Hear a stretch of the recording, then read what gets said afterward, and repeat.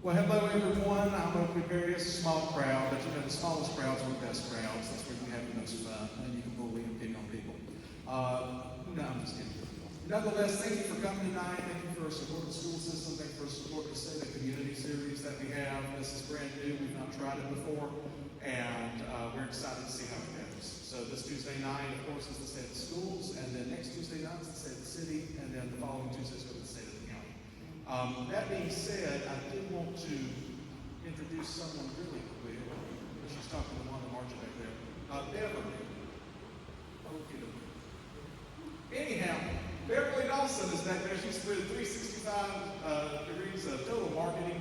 If you are a chamber member, you may have seen an email from us about the community map and brochure. We get someone in our office probably about once every 2 or 3 days asking for a community map. So if you would like to have an ad in that map and brochure, she is currently selling them. We have about 2 weeks left. So we are completely out of maps at this moment in time. It's a desperate need for us to get some new ones, and we're excited to see what those look like. That being said, I'm going to turn it over to Dr. Roppe for the State of the Schools. Thank y'all for coming again. Thank you, Oakley. Like Oakley, I'd like to say thank you for those of you that came. We're excited about the school year. We're excited about the things we're going to have going on in our building, the MAC building. Very excited about this, being able to host events like tonight in here. But at the same time, we are able to have animal shows in this building. It's multi-purpose. We call it multi-purpose. We want to use it for more than just one thing. So again, thank you for coming, and we will get into the state of the community, highlighting the school district. So the first thing I wanted to talk about is the budget. The budget is really a major point with everything that we all do, whether we're talking about a personal budget, whether we're talking about the school budget. But the budget this current year is projected to be $36,661,210. This is the first time that we're anticipating going into the fund balance since COVID. As you're aware, during the time of COVID, the federal government had extra funds that they gave school districts and government entities to be able to supplement during that time. So we were able, during those 5 years, able to kind of supplement what we were doing in the district with those additional funds from the federal government. This year, we no longer have those funds, and so we're going into our fund balance this year. Fortunately, we have a fairly healthy fund balance that we're able to go into, so it's not going to disrupt any of the services for our community or our school district. I wanted to highlight just the fact that what's causing the budget to be influenced as much as it is and going up. One of the main driving forces is what we're having to pay for health insurance. As you see on the slide above, in 2011, for our certified staff members, we were paying $912.61 for insurance. Our classified employees, we were paying $218.20. In 23, you see that there wasn't a significant jump for our certified, but you see a significant jump for our classified. Moved 3 years later, now we're at $18.85 for both of those categories. That's huge when you're looking at a budget, because when you're looking at the number of people that take out health insurance through our district, it's a significant cost. Now, certified, the state does reimburse the school district for a majority of our certified employees, but not all of them. However, the state does not pay for our classified. So that's one of the things that we have to pick up locally. So when you see that since 2011, insurance costs for our school district for our certified individuals has went up over 100%, and it's went up over 764% during the time for our classified employees. So that's a big thing that's really affecting not only our budget, but school districts across the state, because what we're experiencing is the same thing that everybody else is experiencing. Just a budget breakdown.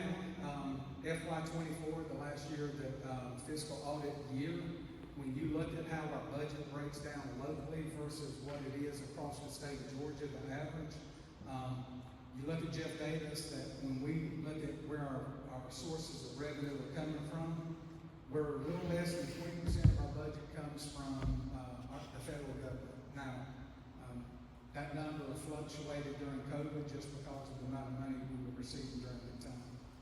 Statewide, or from the state, we're getting 54.5% of our budget comes from the state, and then locally, we collect 25.7% of our revenues from our local individuals for our budget. When you look at the state average is a little over 12% comes from the federal government. The state is a little over 40%, and locally 47.7%. So there's a significant difference in what we see here in Jeff Davis versus what you may see in other districts across the state. So moving on, one of the things before I get to capital improvement, I'm going to ask Dr. Kirby to come up and speak on our capital improvement projects. But one of the things when we're talking about budget that's really important, up until last year, the state required local school districts to have a millage rate of 14 mills in order to get equalization. Equalization is basically a state formula for districts that may be not generating local revenues at the rate of maybe a metro area. The state has a line item that says, well, we're going to put this in there to maybe equal you out from the funds that a metro area may generate in local taxes. Over a 3-year period, we saw an increase in equalization up until last year. Last year, we ended up a little better than $5 million in equalization. Going into this year, we only received a little over $4 million. So we lost $1 million from the state in the equalization line. That's huge because when we talk about going into fund balance, we were not anticipating seeing a loss when we've seen years of that being steadily increased. And so when we got that was a shock to us. But we started looking at a budget to see maybe what we could do to address that. But millage rates in Jeff Davis have been at 14 mills since 2018 when the state passed a law that in order to get those equalization funds, you had to have a local percentage of 14 mills collected in order to be able to receive those funds. So I believe since 2018, the school district has been at 14 mills and hasn't increased. So with that being said, I'm going to turn it over to Dr. Kirby with capital improvements. All right, thank you. Good evening. I have the pleasure of briefly going over our latest capital projects, which to me is exciting. It's kind of neat to see something come up from the ground and provide new resources for our students and even the community in this case. So as I was thinking about the presentation, one of the things that first came to mind about this building in particular was it was about this time last year when we broke ground on this, which was the first project under our East Boss that had just gotten approved previously. So it was one of our first projects that we'd identified, and it was this time of year when we had just broke ground and began building the pad. And the reason why that comes out so easily is because as soon as we got the pad ready is when Hurricane Helene came. So as you can imagine, that kind of put the brakes on it for a little while. But once it picked back up, we were fortunate that we worked with a great contractor that kept us on schedule, and so we opened this building in February. And as Dr. Roppe mentioned at the beginning, he emphasized multi-purpose because what we first and foremost it's an ag building, but when you build something like this, you want to make it as useful and be good stewards of taxpayer money. That we were using it for what we needed for our FFA department to do their ag shows here. And even picking the location of it had to do with the proximity of the school being nearby, that they can walk over here during the day, along with some of the infrastructure that we already had in place. But it was important that we provide a facility that they could have those agricultural shows, which is anywhere from 5 to 10 or less, depending on the year. But the other 350 plus days a year, we wanted a facility that could be used, and what we planned it that way, and what we have found is that we used it even beyond our imagination to begin with. for example, for tonight, but we've had a lot of events, not only from a school district standpoint, but from community events coming in. So it's truly been a multi-purpose facility for us, kind of filled a gap and a need from an agricultural standpoint, as well as a district, need for some extra meeting spaces and event spaces and so forth. So we're excited to be in this building, and it opened up in February. We started off right off the bat with a hog show. So kind of christened it and got it moving pretty quickly. The next biggest one, and I hope that I can answer some of the questions that were submitted going through this, which is our new primary school.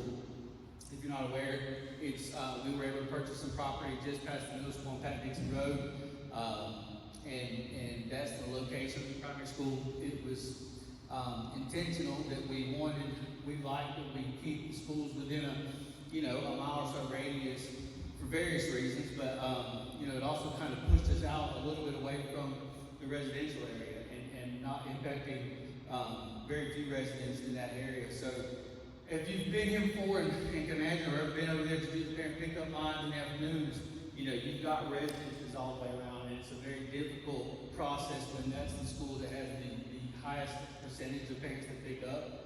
And so it's a tough situation. But not only that, there's multiple reasons for the need for a new primary school. If you drive by, I think people way before us got here have done a great job with that facility. It doesn't look nearly as old as it does, but one of the questions is, what was the need for a new primary school? That one looks great. And looks would be the key word there. That building was built in 1954, the original structure. And it's had additions in 1980, 1985, and 2002. So you have a core building there that's over 70 years old, which is our oldest facility. So not only the age of it, but things have changed from the way we provide services to students, to the size of it. We have temporary buildings out there now, so they've outgrown the building. It's not, they built the same way that we build buildings now as far as the safety and logistics standpoint for picking up. So very much so indeed, and the important part of that too is that it's not only moving into a new facility for primary school, but pre-K is going to be there as well. And they're the second oldest building, which was built in the 1960s. So you have two 70, 60, 70-year-old buildings that we are able to merge together, which is going to help us be a little bit more efficient with our resources and staffing as well. So definitely a need for that facility, which was identified as a need several years ago. But just to kind of add to that as well, you've got those two facilities, and then you've got the elementary school that's original building was in 1975, but then had an addition in 2004, and then we just recently renovated that in 2022.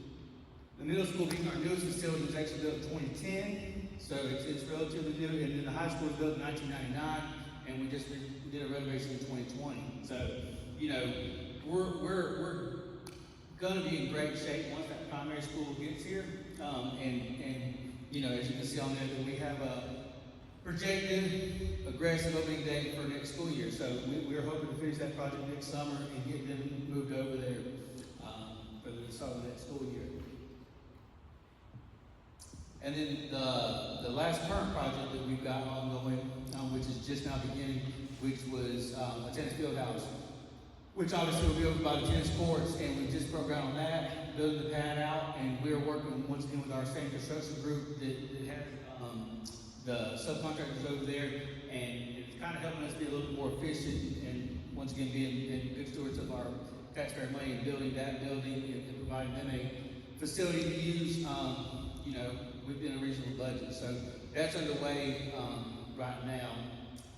And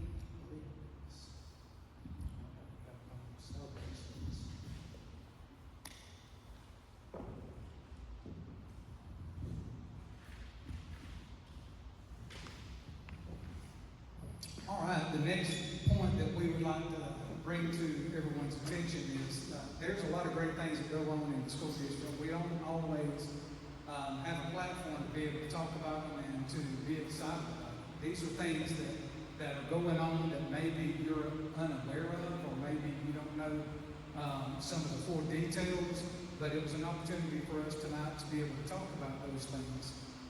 Starting with academic achievements. So when we're looking at what it is we do as a school district, the number one thing is about getting those kids ready for next steps. Whatever those next steps may be. It may be a kid going from second grade to third grade.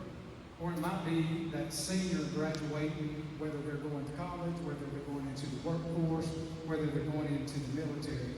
So when we're looking at what it is that we're doing or what we're doing to be able to get those kids to those next steps, I just wanted to touch on a couple of things, and then Mr. Kennedy's going to come up and talk about some test scores. But what you're about to see during the last school year, I mean, we're all aware that we had an eventful year when it comes to weather.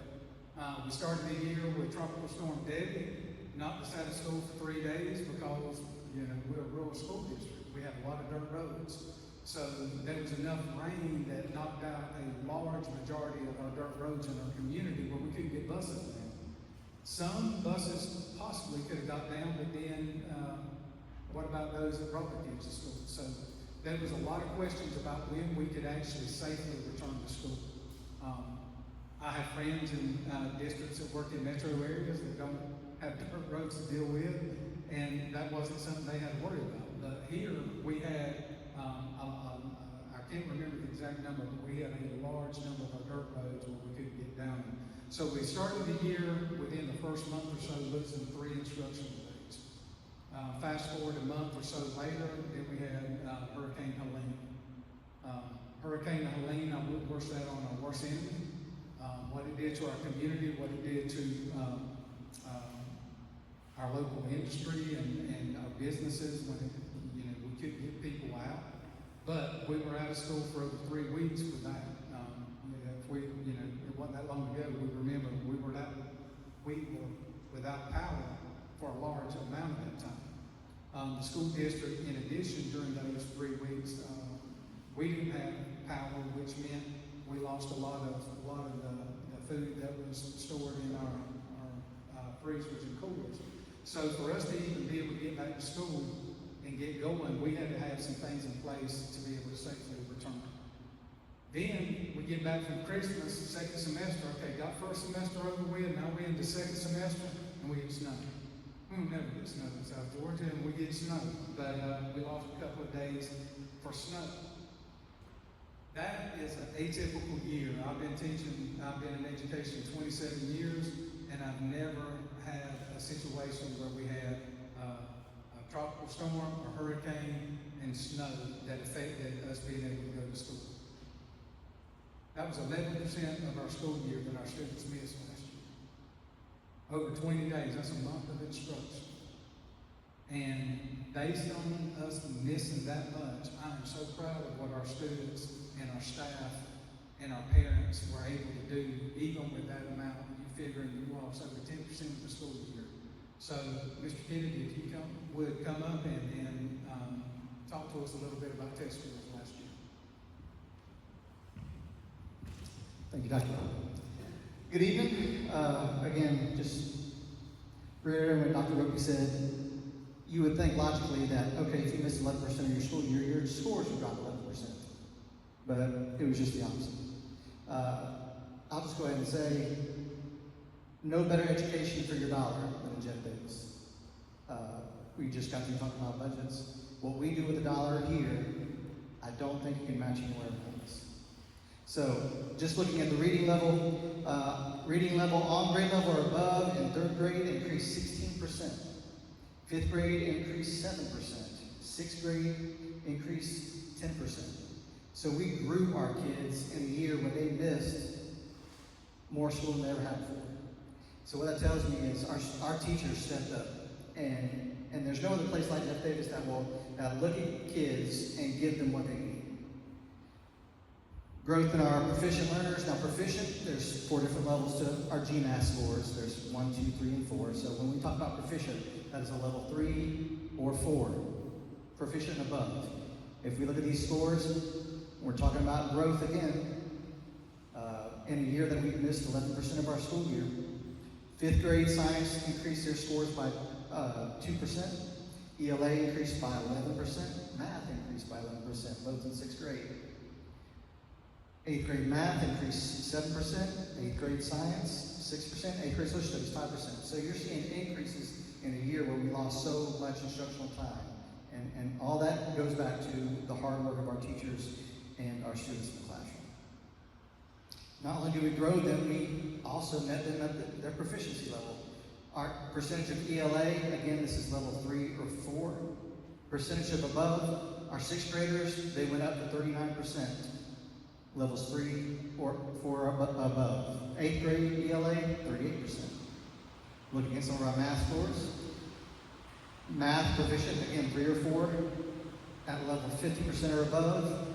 3rd grade, 54% of our students were above 3 or 4, and that exceeds the state numbers by 10%. So if you think about that, we are above the state average by 10%.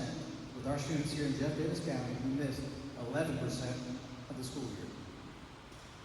4th grade, 58% exceeded the state by 9 percentage points. 7th grade, 51% exceeded by 11%.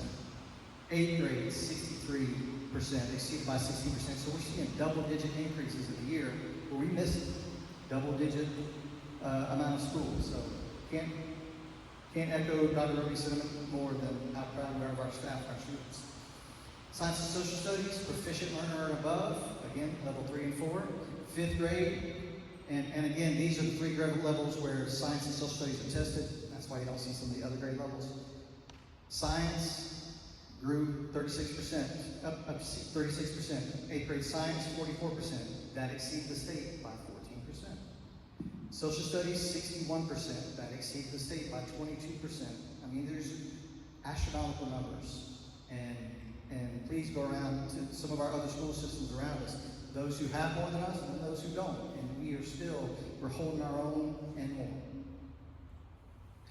Overall though, and these are the real numbers, 5 out of our 7 tested ELA areas, and we're talking grades 3 through 10th or 11th grade, they met or exceeded the state and RESA averages, and developing learners are above, which are level 2s and above.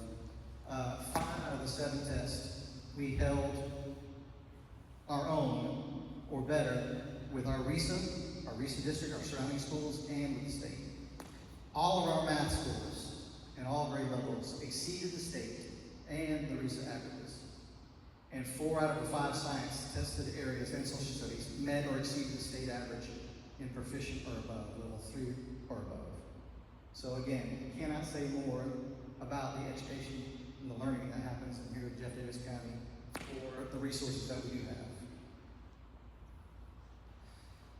All that is due to what we work on, what our initiatives are, and some of the questions are, what are our goals, what are our plans, what's driving us for our learning here in Jeff Davis County. Well, first and foremost, it's always Tier 1 instruction, what all kids get every day in every classroom.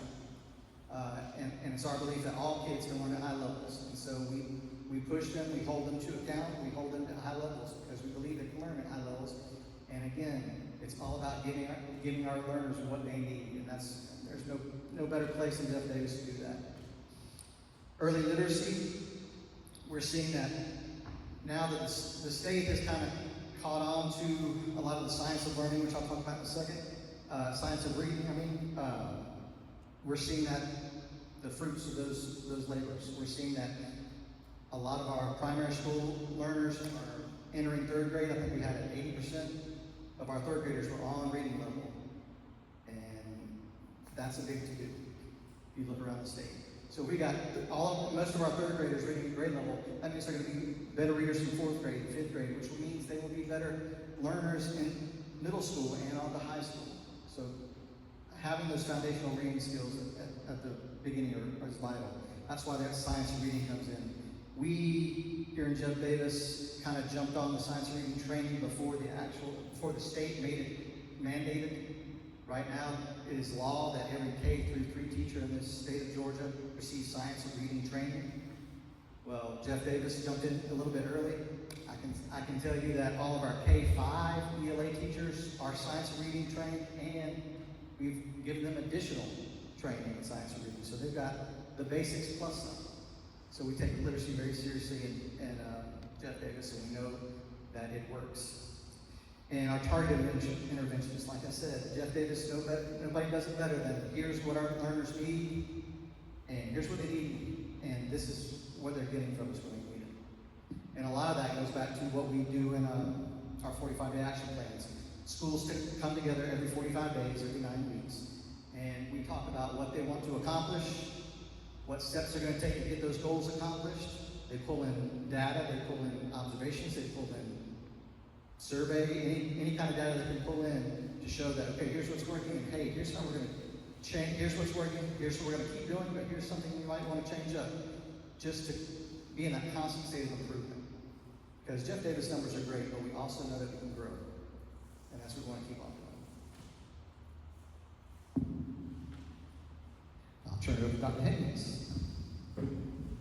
Good evening. I am Natalie Hayes, and I'm the Human Resources Director here in Jeff Davis County with the school system. And some of the questions revolved around retention of staff and things like that. So I'm just going to address a few of those things.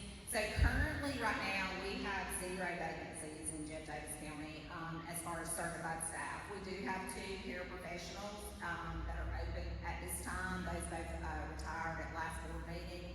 And so those are still open for us. But other than that, all of our certified staff are completely filled, which is not uncommon for us. We don't typically have certified staff that are open during the school year. Literally right before I came over here to this meeting, I was on a webinar with some legislators that are introducing bills, and there are still 5,000 certified vacancies in Georgia right now. So that means that there are, still 5,000 that don't have teachers in classrooms, and we're very fortunate here that we don't have that. We had last year, which was very high for us, which we're very proud of. We had a 94.6 retention rate here in our school system of staff members, and we contribute that to a lot of things. We try to make Jeff Davis a place where people want to come to work. We all know that if you enjoy your job, you're going to be better at it. And so we think all the time, out of the box, what can we do to help our staff enjoy their job and this be a place where people want to come in and work. And some of those things that we did over the past couple of years is we do have a very strong mentoring program. So, we put new teachers with a teacher who is a veteran teacher to kind of help them along. And then we also started something called a New Teacher Academy. And that's just something that we bring those teachers in that are in their first couple of years, and we just kind of provide support from the district level, help encourage them along. It's a lot of driven through feedback. So we ask very periodically, hey, what are some things that you're struggling with? What are some things that you need help with? And then we develop those sessions around that, and we've seen lots of success with that, because we all know that most teachers leave the profession within the first 5 years. And most people state that the reason they leave the profession is they do not feel supported. So we know that it's our job to support them and try to retain them. We don't want to just hire them. We want to hire them, we want to keep them. So again, we got a 94.6 retention rate. Normally in Jeff Davis, we have somewhere around the neighborhood of 35 new employees each year at the beginning of the school year. And when I say new employees, that's everybody. That's teachers, custodians, paraprofessionals, lunchroom workers. We're somewhere in the neighborhood of 35 to 40 each year, and that's pretty consistent. Now, the year after COVID, we went through the roof. We had 75 or so around that year. Everybody kind of panicked a little bit. Anybody that could retire did retire, that kind of thing. But that was an outlier for us. And typically we have 35 to 40. But this past year we had 26. So again, that was a very low year for us, something we're very proud of. And of those 26, we only had 10 brand new teachers. So, it makes our job a lot easier. It makes principals' jobs a lot easier. And it means that students in those classrooms are getting even better instruction, because it's not somebody brand new. It's somebody who has some experience behind them. It's somebody that has, they're veteran teachers. And then also that when we I know that it's nothing new for any of y'all that you've probably heard about the teacher shortage in Georgia. And that was something that when we started looking at that here in Jeff Davis, and you think, how are you gonna combat that? You know, I go to conferences, or we're on webinars all the time, and people are talking about what are they doing to combat, these teacher shortages. Well, you have some of these huge metro districts that have lots of tax base, and they're doing things like offering sign-on bonuses. Well, we don't have the money to do that. We can't compete with that, and we can't offer sign-on bonuses or anything like that. But what we can do is we can make it an environment where they want to be here. And especially when you're looking at these surrounding counties, how do we set ourselves apart from just the counties around us, that Jeff Davis is the place that they want to come teach? Because the reality is this: if you're a new teacher out of school and you're trying to find a job, it's not like when I became a teacher 28 years ago. You kind of had to wait your turn because there were so many teachers at the time. You were waiting for a job to come open. Nowadays, teachers can pretty much go where they want to because there is a teacher shortage and we want them to come here. So when we were looking at that, we started saying, okay, so how do we attract people to come to Hazlehurst to want to teach? And the reality of that is, we can go to college campuses and we can recruit people, and we do that. We go to job fairs and we do those things. But this is the thing: if you go and you try to recruit a 22-year-old and you're at the University of Georgia and they're used to living in Atlanta, and they're used to going to Publix to shop, and they're used to going to the big movie theaters, they're used to doing all those things, and then they move to Hazlehurst, Georgia to teach, there's not a lot here to offer them. And so a lot of times we might get them, but you don't keep them for very long.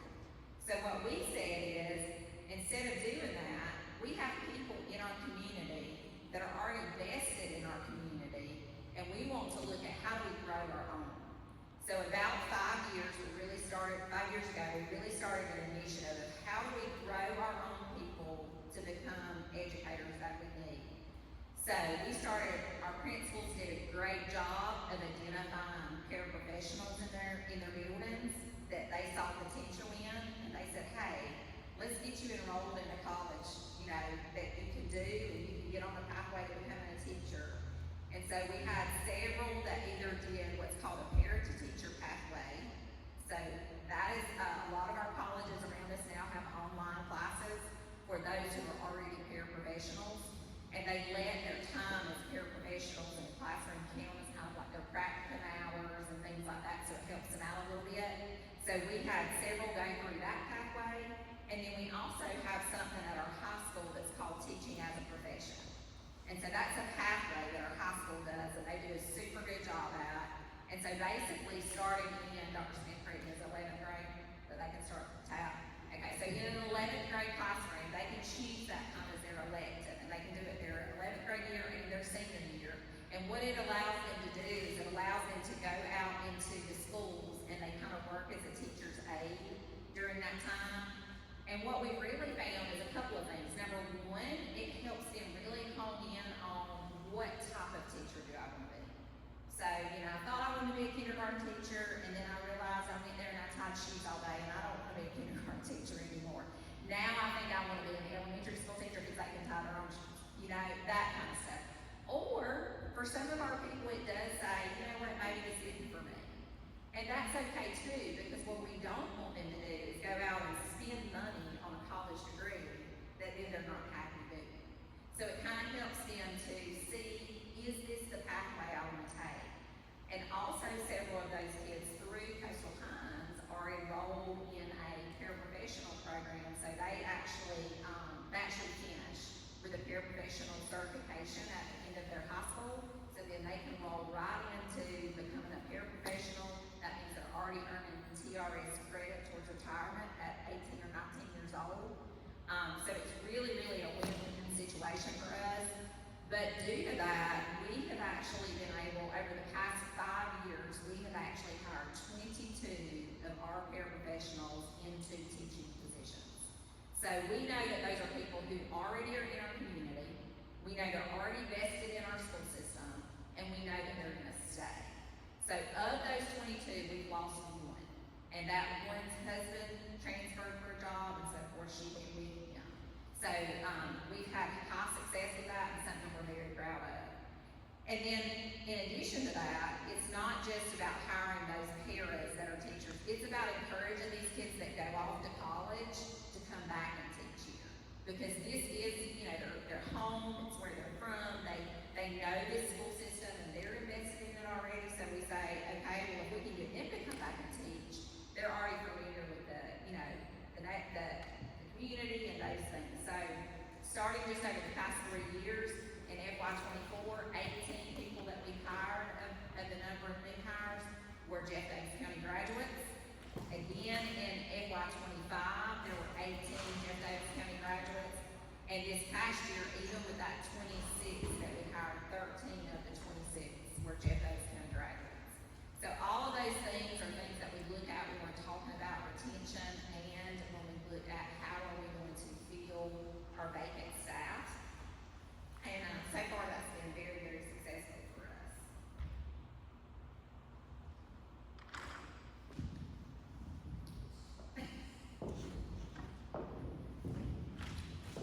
All right, some other things that we are excited about that we want to highlight is we first started talking about the MAC building. Us being able to be in here today, tonight, to be able to host this event, we did not have a place outside of the gym where we could put all our staff members in one location before we built this. So we were having meetings before the school year started or at the end of the school year where we were putting all our staff members in the gym.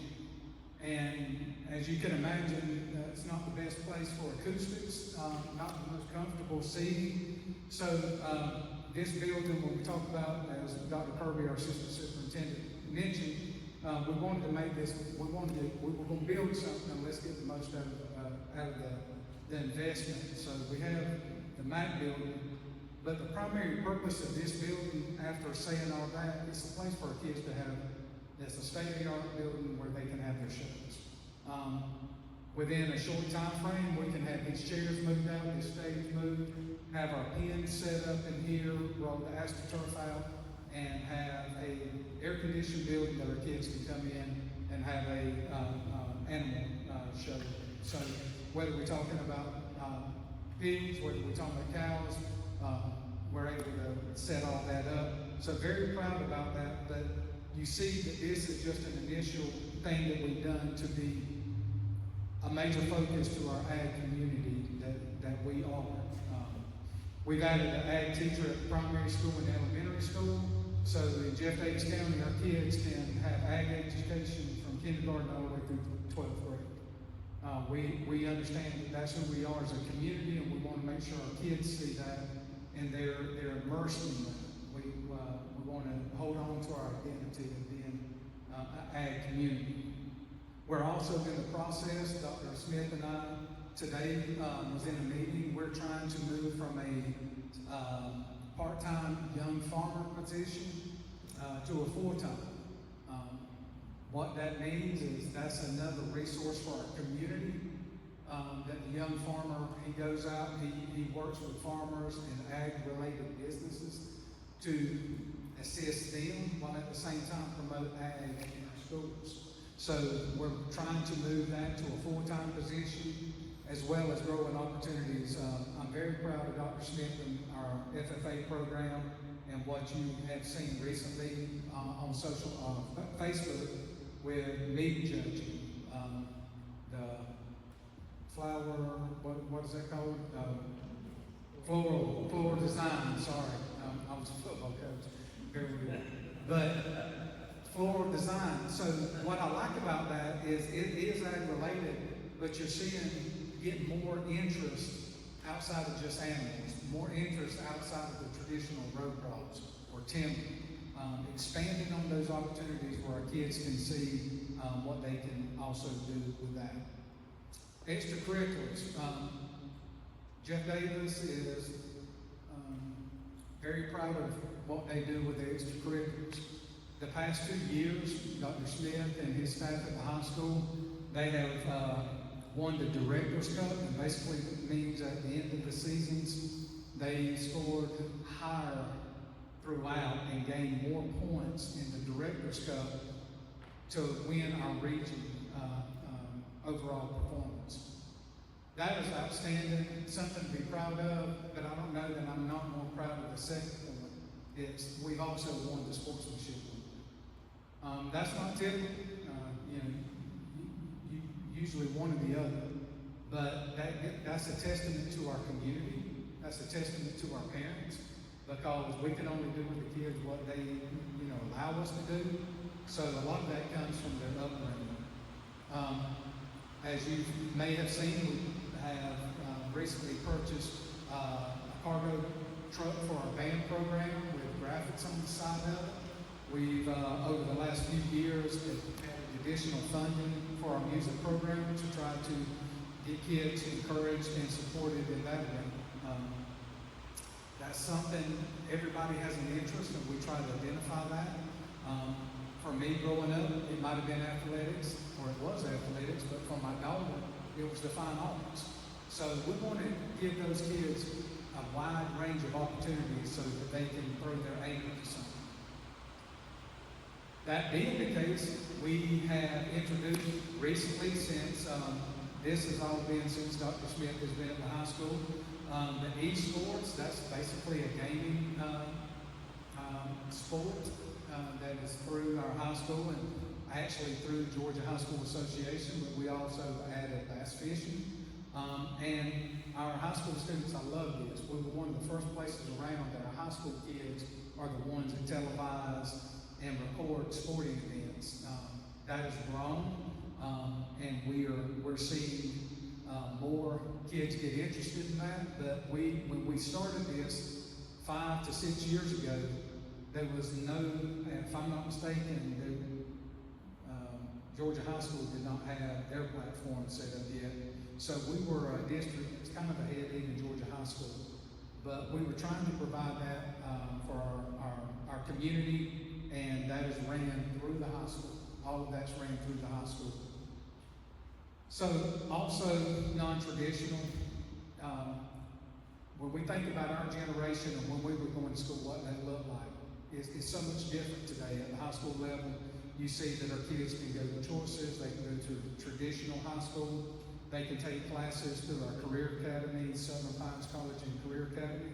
They can take dual enrollment college courses through South Georgia College or Coastal Pines. But I'm very proud of the partnership that we've been able to establish with Akron County and Bacon County to have the Southern Pines College and Career Academy. It's located in Baxley. It's on your left at Coastal Pines College campus. The new building that's built there, that's the Career Academy.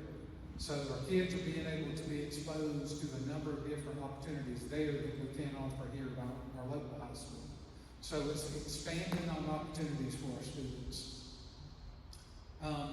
And I'm going to go through these challenges kind of quick, but when we're talking about challenges, what is it that's keeping us to be the best that we can be? The first thing we're going to talk about is school safety, and I'm going to ask Dr. Kirby if he would come back up to talk about safety.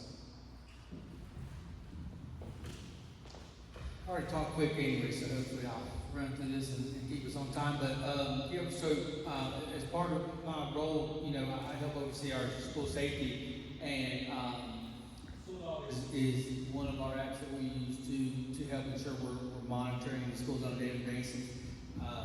Strategics, the state legislature just passed a law that goes into effect in 2026. It requires all schools to have an alert system. We've had ours going on this is the third year. So we were once again fortunate to be ahead of the game. And that one came from some safety grant money that we were allotted for all the schools that we were able to spread out. Probably the biggest one, and I don't know how much you guys hear about it, see about it, or the kids mention it. Hopefully they don't, because it's not invasive. It doesn't slow the traffic down. But we got a grant for a year, about that same time. This is the third year of the open gate system as well. And what it is a weapons detection system that doesn't act like a metal detector, which would go off every time any kid walks through there because of zippers and belts and metal on the book bags and everything else. But but it's just scanning for weapons, and it allows kids and any of our visitors on a daily basis to, all of our entry points have them at every single level. A lot of times, school districts that have these offerings typically do it at middle and high school levels. We start off with the middle and high school, and then we're able to add it to all of our schools the following year. And all that money was done from either a school safety grant or title federal money. So no local money was done because those pieces of equipment total are around $250,000 worth to equipment. We have 18 sets of those in the school district. I don't know of anybody else right here that has that. So on a daily basis, you know, it's nothing that you can do is perfect, but we feel like we've got a lot of proactive things in the buildings, that being one of them. And like I said, every student, as well as any visitor that enters the building on a daily basis, goes through those. Safety walks is along with our school dog, which is, and we have SROs in all of our schools as well. And we appreciate that affiliation we have with the Sheriff's Department as well as the City Police. And then I meet with our safety team, which is our AP, mainly because this is our AP, as well as some other people in the district, and discuss what we're seeing, where we go. I just came back from a meeting in Columbus about school safety, so constantly monitoring it. You know, as much as I always like to talk about all things we have, we're always talking about the things that we can keep doing and not just rest on our laurels with what we've got in place, but continue to move forward. And I think we're pretty advanced in that area. You know, but we're always looking for more opportunities. So pretty proud of where we are and continue to look forward to making it even better, safe for our schools. All right, I know we're getting close on time, so I'm going to really go through these kind of quick. Another challenge is just what you see across the nation. It doesn't necessarily happen everywhere, but you see it on TV, you might see it on social media. But trends across the nation of negative perceptions of public education. You hear test scores a lot. Those test scores that are promoted don't necessarily, like the NAEP score. I don't know if you've heard them talk about the NAEP score. That's not given anywhere. Does it mean that there's not work to be done? Absolutely not. We look at our data and we dig in to see what it is that we need to get better at. But there's a trend of negativity toward that, and so it's a challenge for us. Funding and budgets, it's going to be always a challenge to be able to balance increasing costs with trying to maintain the millage rate as low as possible for our local community. Meeting all the requirements from Godot and legislation, and while meeting the local needs. You might see some legislation passed based on what happened in a couple of school districts, but it doesn't mean it's happening everywhere. When they pass legislation, it increases maybe some workload on the school district to try to meet those requirements. It doesn't mean it's all bad, but that is it's a challenge. Legislators are looking at maybe trying to decrease some of the requirements for school districts. There's a committee together that's been put together to look at that and evaluate it. Technology is a great tool, but it was never meant to replace the teacher. I appreciate you coming out because I feel like I can do a lot with, I can see a person's face and talk with an individual because that's who we are, we're humans. But once we get to a point where we let technology, or we think technology that can replace that, it will never replace, and as long as I'm here, it will not replace the teacher. That teacher is the number one indicator of student success, academic success. So looking at it, managing how we use technology as a tool versus as a replacement for what it is that we have with our teachers in place. And then student attendance. And, we mentioned earlier, we lost 11% of the school year last year just due to weather. That being the case, we're seeing a growing trend where kids miss more sleep. For various reasons, some of them are extremely legitimate, but you see that to the point that the state passed a law last year to have the school districts address chronic absenteeism. And chronic absenteeism is when a student misses more than 10 days. So I'm very proud that even before all this, our principals were already actively working on plans. How can we increase our students being present? Each month at our board meetings, we talk about our attendance, we talk about our percentage rates. But anything that we can get with the community and encouragement from our community to have our kids there. When our kids are there, they're going to participate on tests much better. So it's a challenge. It's a challenge for us to be able to have them where they need to be when they're not there. So I know that last part was kind of rushed, and I apologize, but hopefully we have maybe about 10 minutes, 8 minutes before we exceed our allotted time, so I will turn it over to you. Thank you, Dr. Roppe. Let's give all of them a big round of applause. So at this point in time, if you've not seen, we ask people to submit questions online of, what would you like to hear from the local school district? And our oh so talented, oh so great friend, Andrea Taylor, who was one of my predecessors, and I think if they could convince her to come back, they would prefer to have her over me, but I don't know about that. Ms. Terry? No? Okay. Nonetheless, Andrea is absolutely phenomenal. You're in good hands, and she's going to moderate our question and answer session tonight. Thank you, Oakley. Just a few questions. I feel like y'all mostly covered everything.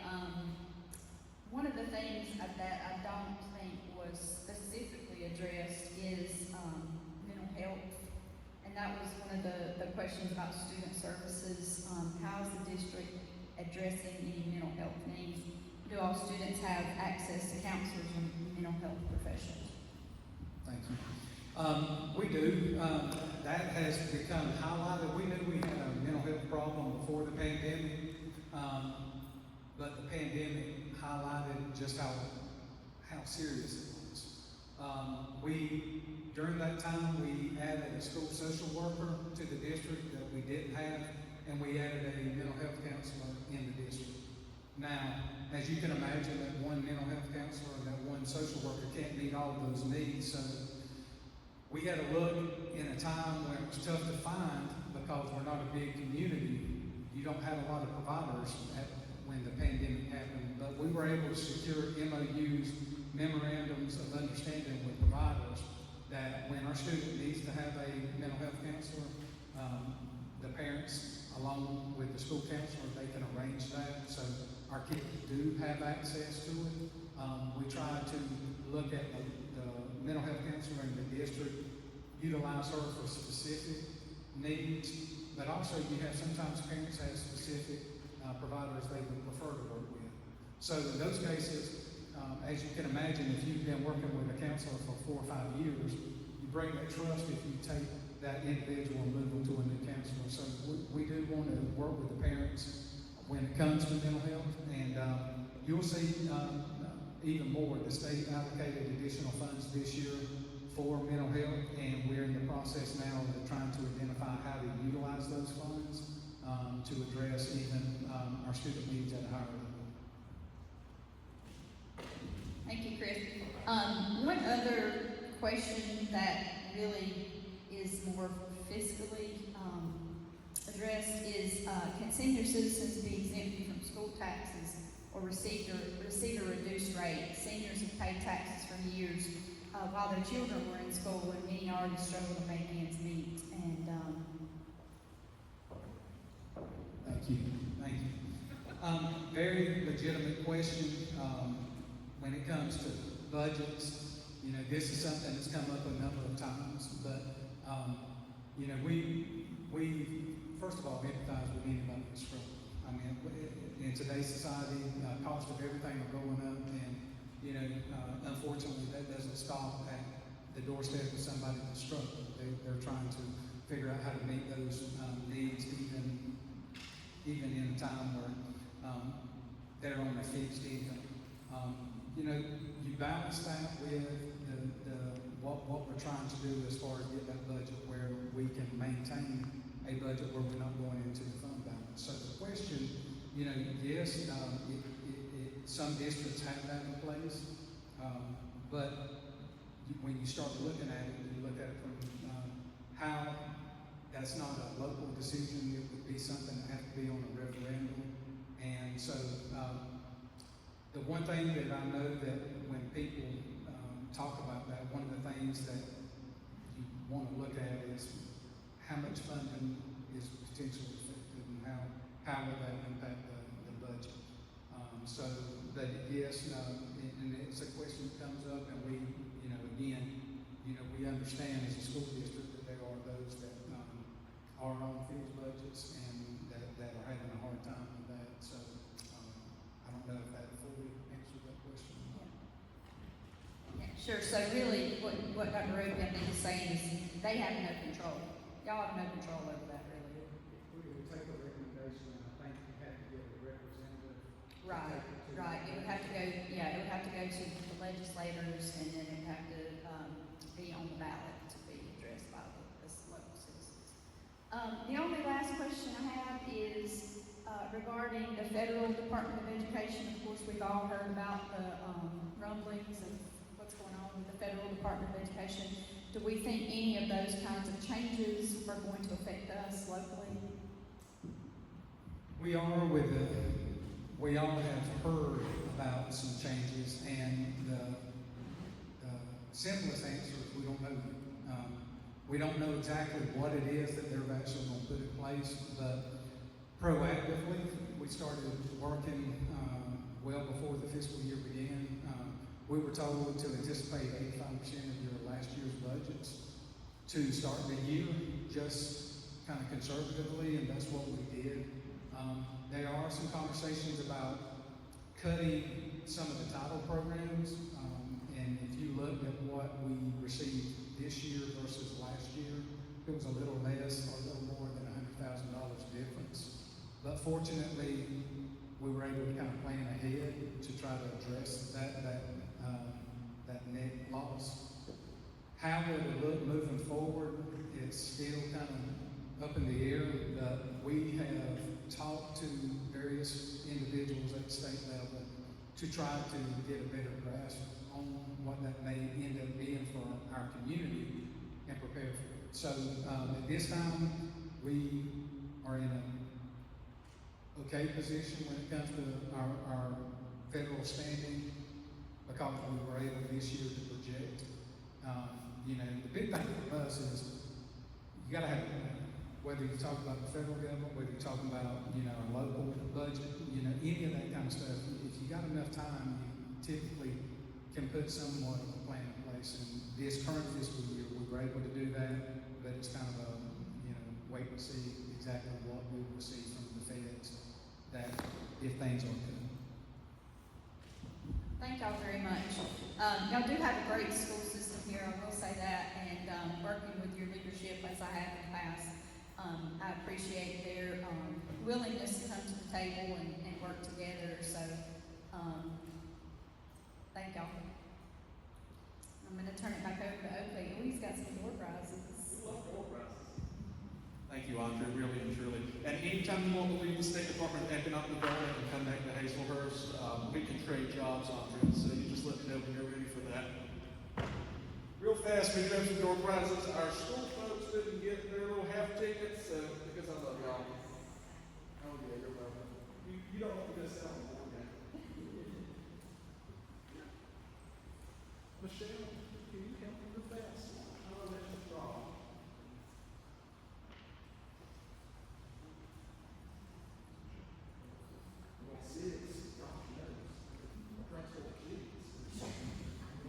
I'll hold this, I guess, if I'm going to have to draw.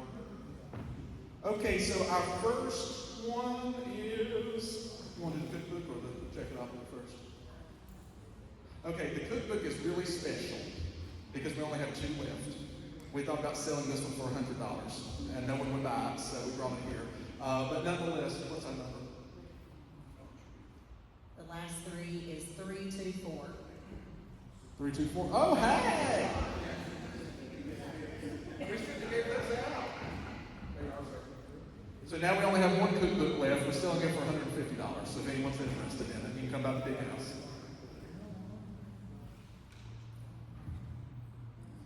330. 330. Hey! I feel like this was rigged. Now, we do have about 20,000 boxes of Jacketopolis games left, so if you're interested in one of those, we have plenty. You're more welcome to stop by our office and purchase one. What was that, Sarah? Oh, yeah, it'd be nice. Y'all could buy about 100 of them, Chris, and just put them along the wall. Fiscally responsible. Before we let you go, I think Dr. Roppe has one more thing he wants to share with us. I just want to finish by saying, thank y'all for coming. I know there's a lot of things you could have been doing tonight, and just taking your time out to come and visit with us and hear what we got going on in the school district. Just understand, I appreciate it. I know you could have been doing other things. I'd also like to recognize that we have Mr. Larry Allen, one of our board members. Thank you, Mr. Larry, for coming. We've got a number of members from the chamber with us. But lastly, I want to thank the group up here with you. You didn't hear from each one of them, but we start with Dr. Denise Haley on the right, my right, your left. She is our pre-K director. We have Mr. Jason Kennedy, white shirt with tie. He is our curriculum director. We have Mr. Joshua Worth. He is our CFO. We have Dr. Hayes as our HR director. Starting on the end, we got Mr. T.J. Mercer. He is our principal at Jeff Davis Elementary. Dr. Greer Smith, the lucky winner of Jacketopolis. He is our high school principal. We have Dr. Brent Coleman, middle school principal, and as we mentioned earlier, Dr. Kirby, who's our assistant superintendent. These individuals help me so much along with the other directors and support staff at the central office for us to be able to provide for our students what we need to and for our staff at the schools. I want to publicly just tell them thank you because there's a lot of work that goes on behind the scenes that even I don't see that they do that supports our teachers and students. So I want to tell y'all thank you. And, I'm very proud to be able to serve in Jeff Davis County, and I look forward to being able to do so for a number of years. But again, thank you for coming tonight. I wish you the best. God bless you. Hope you have a great evening. Thank you.